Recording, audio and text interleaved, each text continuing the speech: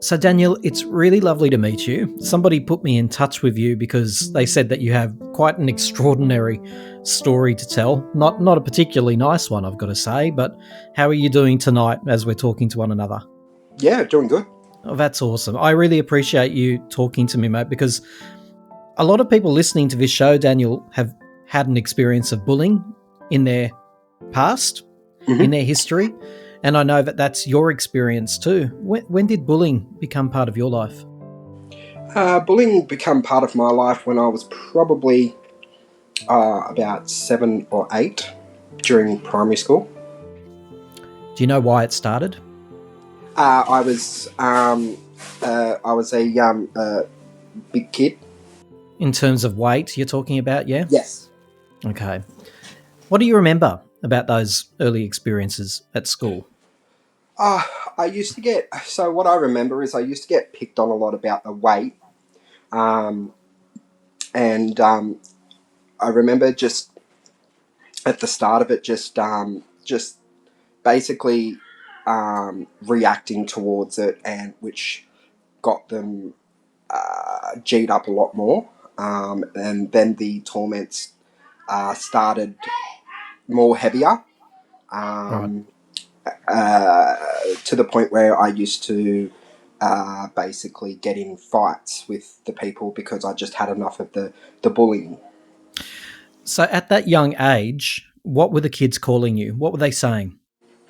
Fatty, fatty, boom, boom. They were calling me Dumbo. They were calling me a whale. Even at that young age, right? Yeah. Kids, it's just incredible that kids can hone in on something. Mm. Did you have any protective factors on your side? For example, with a school looking out for this, did you have friends that you could turn to? Were your family aware of what you So were going through? I had friends that would always used to protect me, like back me up and basically fend for me as well. The school basically didn't really do much. Every time I used to report it, they just say, "Don't listen to it or walk away." Mm, Now you can only not listen to it for a certain amount of times. yeah. And when you start walking away, they don't understand, but they follow. Yeah.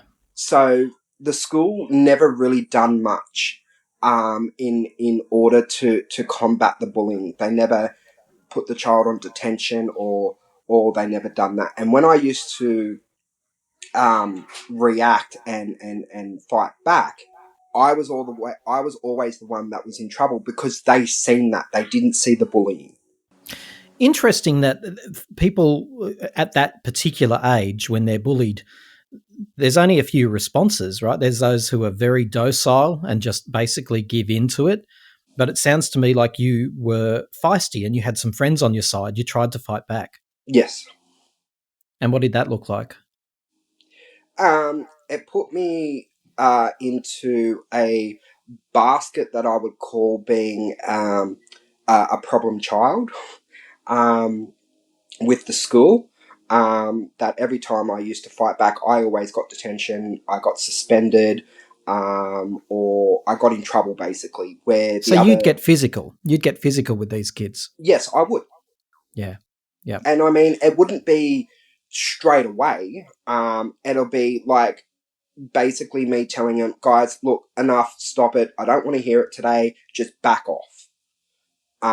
Or I'm not wanting to hear your stuff today. Just please leave me alone. Something like that, and then it'll continue on and on and on to the point where pardon me, I even went, and after I went to the teachers, I just lost it, and I just had enough of it. It's also extraordinary to me because I've heard similar stories. Every story is different. But the one thing that stands out to me as being true in nearly every one of these stories is it doesn't end, Daniel. It doesn't end. So Mm, you're 7 or 8, as the part that we're reflecting on now, you're 7 or 8 years old. This continued right into your high school years, as I understand it. that's correct. Why do you think that is? because the guys, well, why I think it is, the guys that would bully me in primary school, I also went to high school with. The So it got same group of boys. the same group of boys, but this time it was more a collective now, because he got his friends on board and all that. Can you tell us a little bit about your first year of high school? And I mean, you'd already had a terrible experience at primary school, one that presumably you'd become familiar with, even though it was terrible. You Mm. become used to it. High school's a different ball game, right? High school was a very different ball game, and yeah, so year 7 was not good for me. I hated high school. Mm. Um, I used to wag a lot of the time. Um, I used to go to roll call to mark my name off, and then I used to walk out of the school. And that was to protect yourself. Yeah, that's correct. Yes, And you'd leave all on your own. yes, that's correct. Where would you go, Daniel? I would go down to the local waterfront near where I lived. I would go down there and I'll sit there for the day, read a book. I would take what you call the old Game Boy back then. I would take that down, play that. Um, I would take my phone. I would try and find something to do, um, because if I went home, I knew I'd get in trouble. How did you know you'd get into trouble? I'm curious. I'm certainly not suggesting you're wrong, but you're a 12, 13-year-old boy. Mm. If you'd left for school grounds, gone back to the family home and said, I hate it because they are cruel to me, what were you worried would happen, or what did you think might happen? It's not what I think might happen, it's what I know would happen. Um, I would get grounded because I was caught once before and I got grounded for 3 weeks. That was no TV, no friends. As soon as I got home from school, I'd be in my room. And the only time I was allowed out is if I needed to go to the toilet, have a shower, and have something to eat. That's it. Did your parents understand what was going on? My mum did, my dad didn't. Your mum kept it from your dad? No, mum didn't keep it from dad. Dad just basically kept on saying, just beat him up, just beat him up, just beat him up. Hmm. Whereas mum would sit down with me and she'll talk me through it and she would explain how to go about it. Whereas dad's comments was, oh, just don't be a sissy and just beat him up. Then they'll stop hassling you. Whew. Weirdly, you'd tried that. Exactly. Yeah.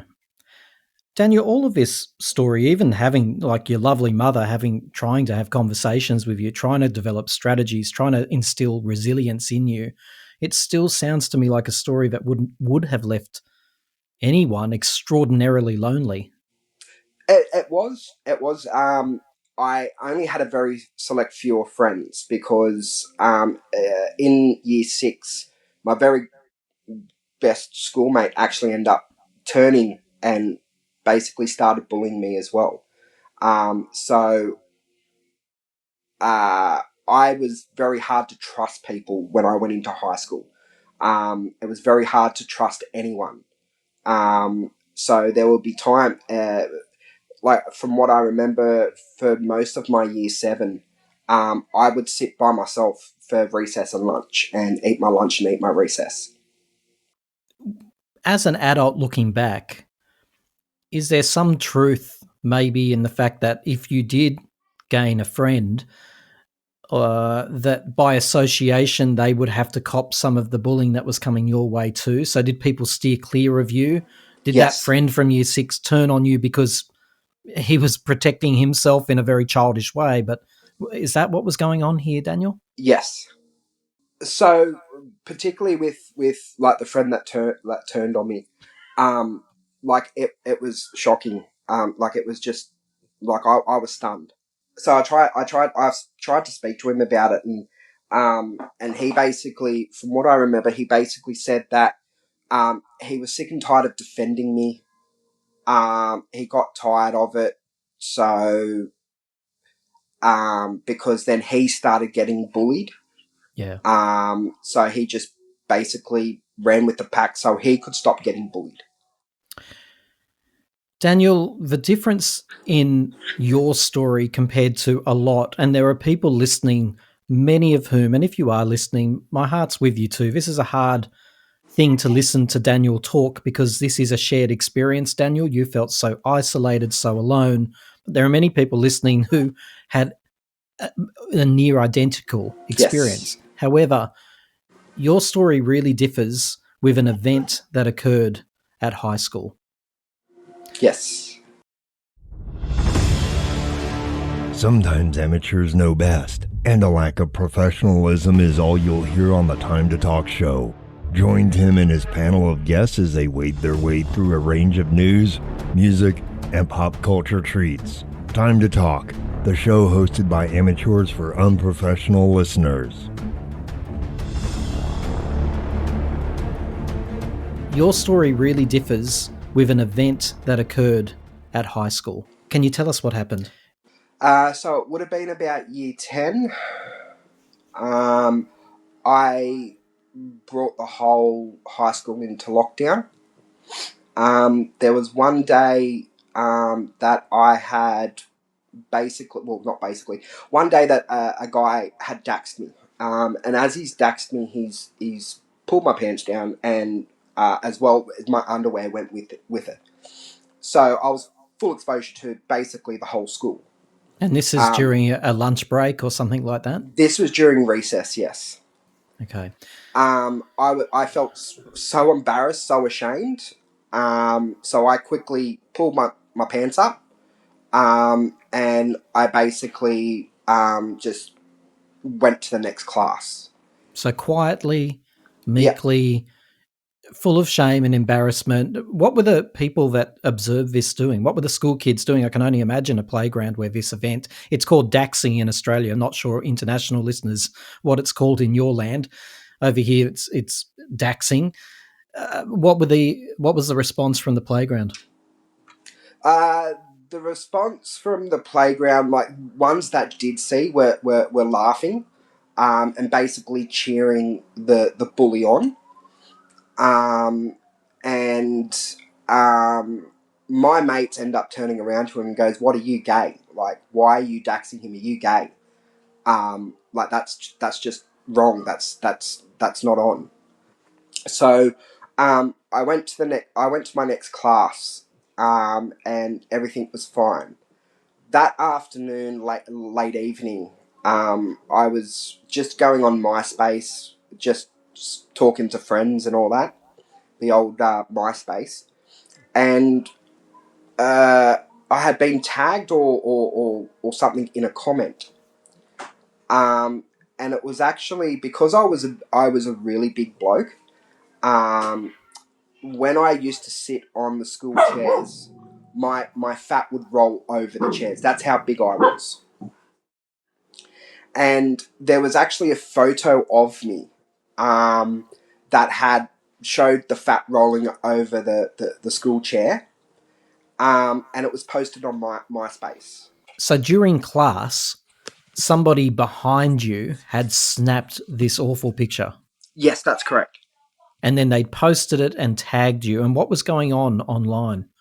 So there were comments of that were very, very awful, that were very demeaning. Can you tell us those Um, comments, Daniel? I remember one comment was, "Oh my God, Daniel, you light a fire on my pole," or something along those lines. Mm. Um, and it was very demeaning and very ill natured. I actually didn't see this post. It was actually my brother that got me to have a look at it. And when I had a look at it, I showed it to my parents. Yep. Now, my mother was ropeable. She was very, very angry. My dad, he was not happy with it either. So we tried to get it taken down, but because it's a free use, free talk and everything. free speech, whatever you call it, MySpace wouldn't take it down. So I thought of I basically thought of something, and I was going to get my exact revenge on him. Let's just slow down here a little bit. So this awful experience at school, and it was the very same night after Yes. that doxing that you Yep. see this photo. Yep. This is a sustained attack on you and your psychology, really, on your mental health. Yep. Your parents are upset. It's upset your whole family. You actually sit down and you begin to plot. Yeah. I begin to plot my revenge, basically, Yeah. against this one person. And what does that look like? Does it actually look? Was it the same person who doxed you who put this up Yes. on MySpace? You're joking. The same person. Yes. My goodness. So you actually, when you say you sat down to plot, did you literally take out paper and pen? Yes. I wrote down ideas of what I could do. Now, it wasn't just a single idea. There was various ways that I thought I could humiliate this person, and I really, what I really wanted to do is I really wanted to humiliate him, not hurt him or anything, but just humiliate him, so he could feel the same pain, the same embarrassment that I felt. What was on your list? Basically, doxing himself, like doxing him, basically, giving him laxatives, because I had was able to get some supplies of laxatives with mum being a nurse, laxatives, and basically seeing him shit his pants, stuff like that. Okay. So your parents would have been unaware of this. You went to school the next day and you Yes. had worked out which plan. So take us through the day from there. The high school that I went to, we had two stories, classes on the lower level, classrooms on the upper level. So we were walking through the hallway on the upper level, and I see him just, something just struck when he looked at me and he just gave me a smile, just a smirk. So everything that I had planned had went out the window. I seen red. And then someone had commented about that photo as they were walking past, and I see red even more. So I turned around and I literally grabbed this guy and I threw him through a window. Now he landed, so there's like kind of like a roof, patio roof, from the first level to the second level to the first level. So I threw him out that window and he landed on the roof. He rolled off that roof and then landed on the concrete. From the second story. Yeah, from the second story. I then went down and he was groaning and he basically turned around and goes, "What the F did you do that for? I'm going to F and hurt you, blah, blah, blah." I had rope in my bag. I literally tied him to a post, and I doxed him. And he would have been injured as all this was happening, right? Yes, he was. With that, he spat at me, and then I just seen even more red.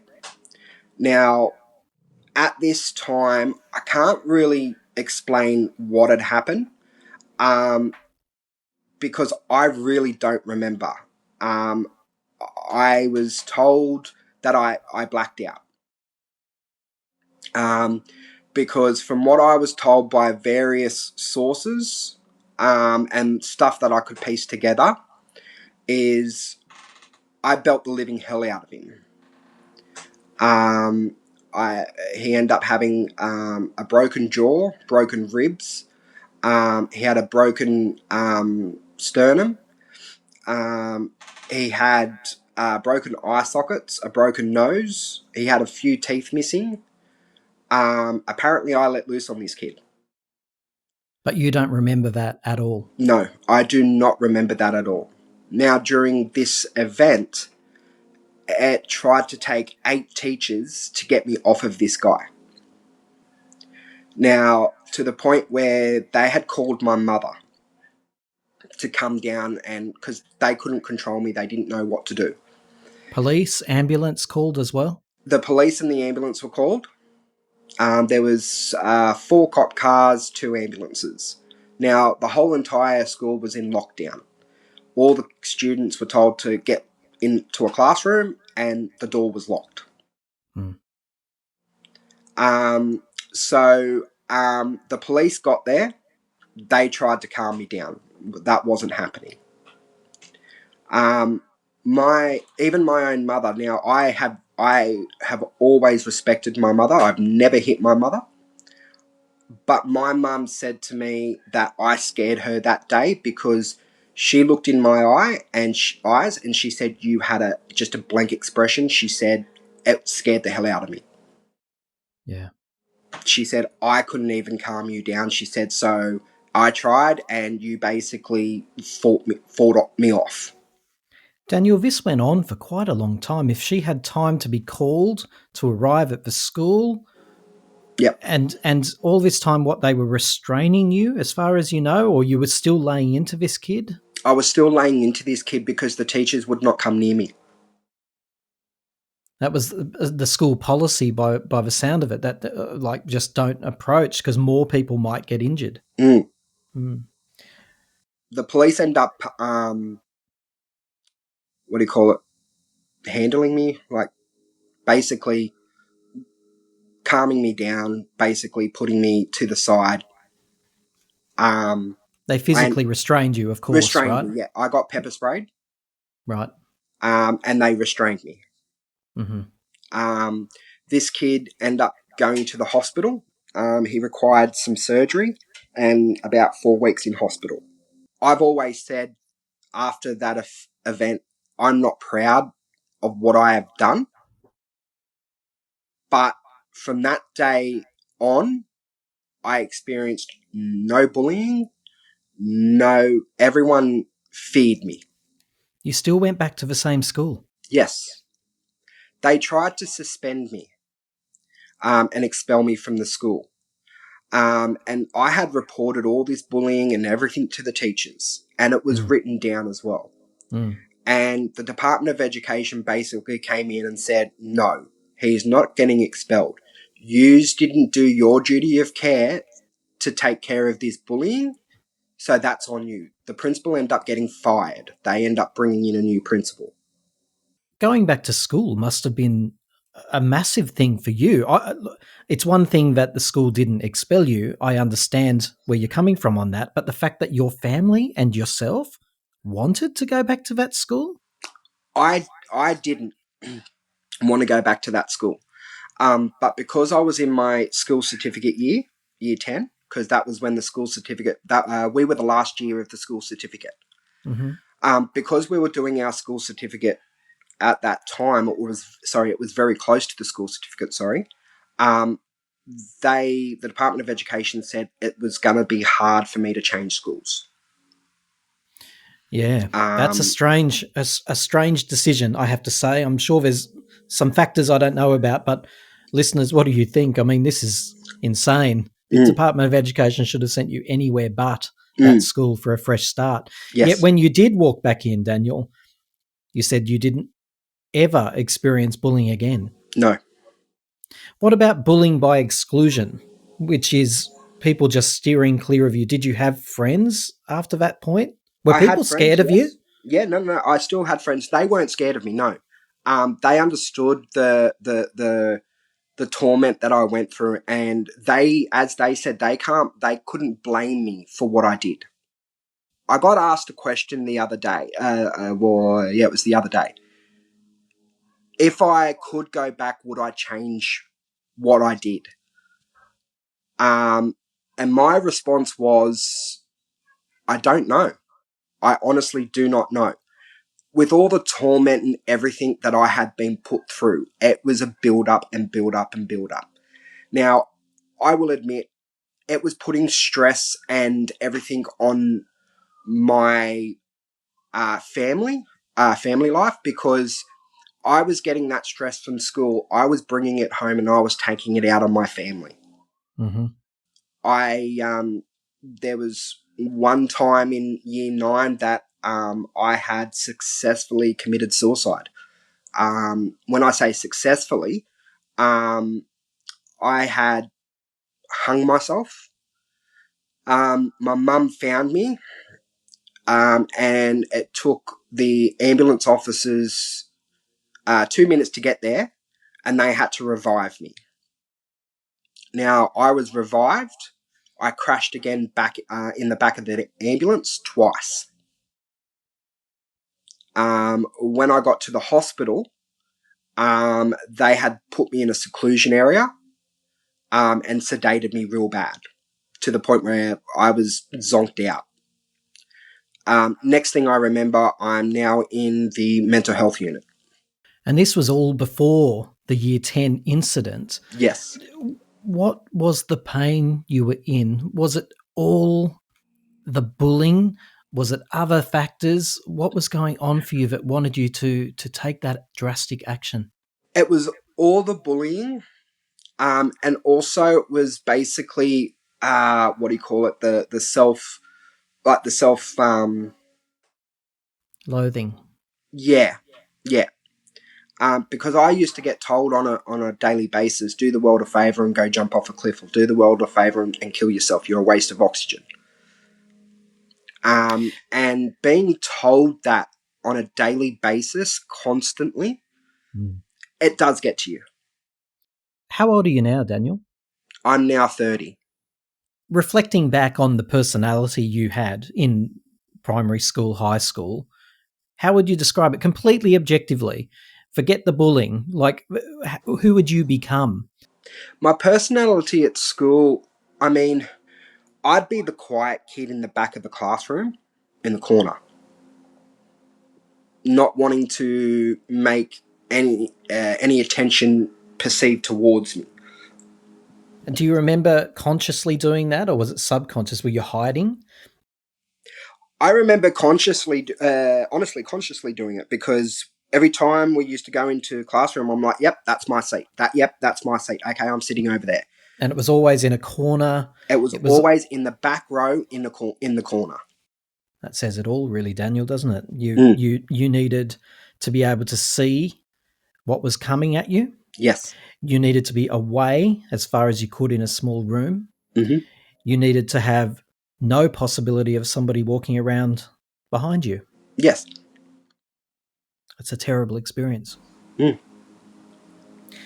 Daniel, have you sought professional help since and been able to make any sense of those terrible years at school? I have sought professional help. I've actually now been diagnosed with post-traumatic stress due to those years. I still have a fear of going out. I will not go anywhere by myself without a friend with me. It's put a strain on my working career. It's put a strain on my social life. It's put a strain on my relationships as well. In what way are you still really suspicious of people's motives? Yes, Even I've when still got that even when they've defense been up. kind, even when they've been kind to you, Yeah, still to this day. yeah. And how do you work on that? Because opening up and letting people in is important, isn't it? There's no miracle answer. You've just got to work on yourself, and you can let them know that, look, like, you've got your walls up, like, and it's going to take time for them to be trusted. And like, I've got a very good mate of mine. Now I end up going to uni. I'd done a university degree, and I met a very good friend in my classes. And at first I was very off-putting and everything, but he still continued to stick it out. In the end, I basically said to him, look, dude, like, I've experienced a very traumatic past. I'm not really wanting to make friends because of what's happened. and he understood where I was coming from. So we both took it slow. Now we're great mates. We go out to concerts. We go out for a drink every now and again. I'm a godparent to his kid. But it took a lot of effort to get here. Yeah, it did, and it was really surprising for me that someone was willing to do that. He does sound special.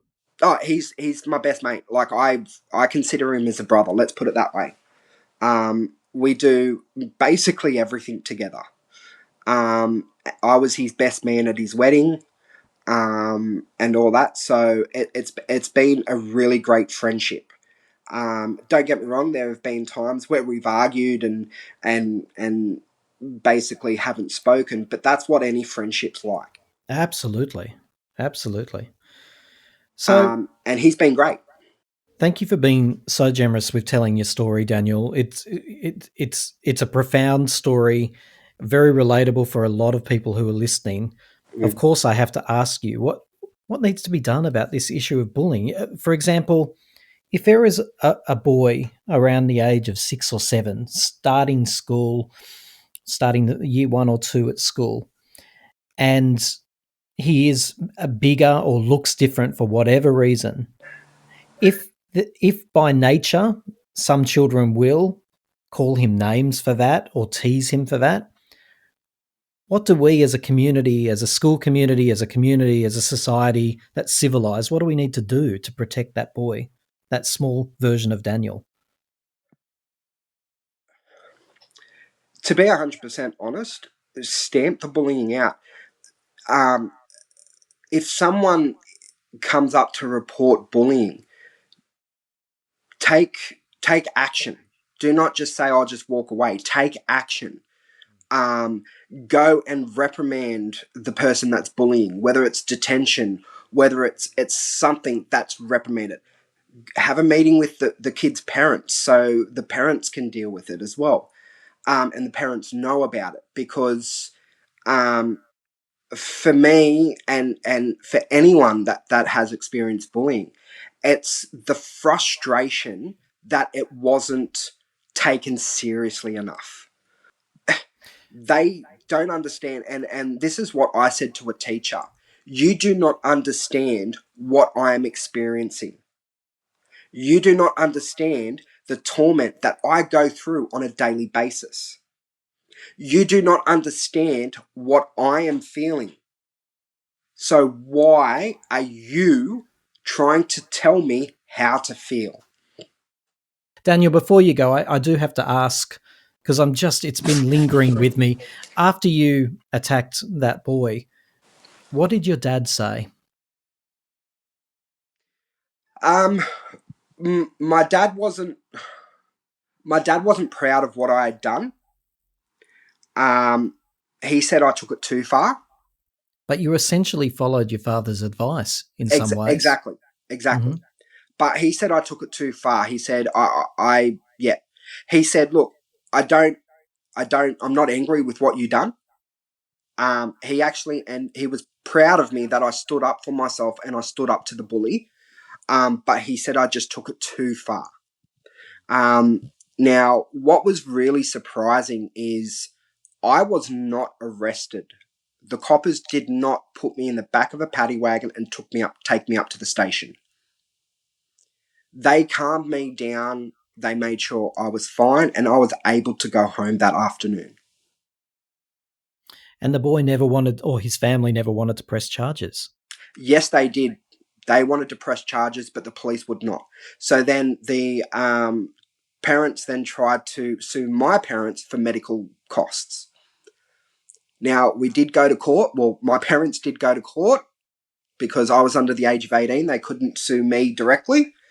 My parents went to court. Now, the judge looked at the case notes, looked at everything, and laughed at the bully's parents and said, "Your son put this on himself. You pay the costs." So they considered it a provoked attack. Yes, they did. And almost self-defense. Yes. Daniel, you're an extremely honest person. By talking, I do believe that you're going to be able to help others. If we don't talk about the most sensitive issues in our community, whether that's self-harm or suicide or children being victimized in school grounds, then nothing will ever change. So Exactly. I hope that people have heard this story. I'm sure it will resonate with them. Are you happy now as an adult? Yes, I am. I've got a good small group of friends, and I see them on a regular basis. I know I've matured more now, where I really don't care what people think of me. Um, that's their own opinion, and people are entitled to their own opinions. Um, You still get bullied now? I do, yes. What do people say? Oh, for one example, I play soccer. I'm a soccer player, um, and one of the players from the other team basically called me a heffalump, and just kept on criticizing me about my weight and about my speed and all that. Now, I will admit I'm not as big as I was back then. I have lost a considerable amount of weight by diet and exercise, um, and but I am still big. So I still get bullied to this day. I just find it very hard to even waste my time and energy on it. Daniel, tell me, why did you choose to tell your story?